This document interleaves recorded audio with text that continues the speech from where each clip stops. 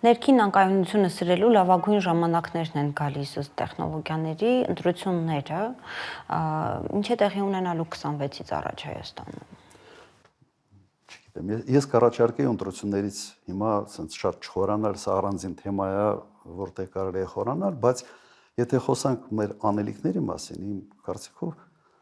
բացի նրան, որ մենք պետք է մեր անվտանգությունը ամրապնդենք գործընկերներ ունենալու համար, նաև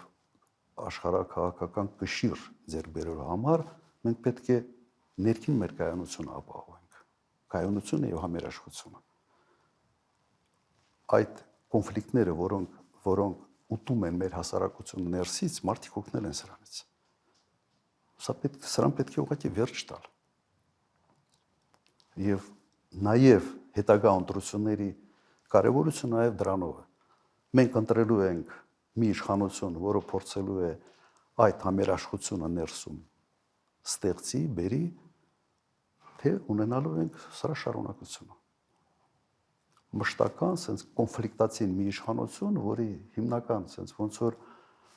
նպատակը մեկ-մեկ ռացիոնալ բացատրություններ չունես, լավ, եկեղեցին ինքից ինչ վախենգար։ Չէ, անպայման պետք է ստեղ բզենք, ընդ բզենք, ստեղ պրոբլեմ ստեղծենք, ընդ պրոբլեմ ստեղծենք։ Սա տեսակ է։ Հիմա կարող է սա տեսակ չի, սա հանրություն է կարող։ Բայց սա տեսակ է, թե հանրությունը մենք իմանալու ենք իշխանափոխությունից հետո, եթե մեր ժողովուրդը ուզում է իմանալ ճշմարտությունը, որն պետք է իր ընտրությունը ճիշտ անի 26 թվականին։ Այս չարությամբ լցված իշխանությունը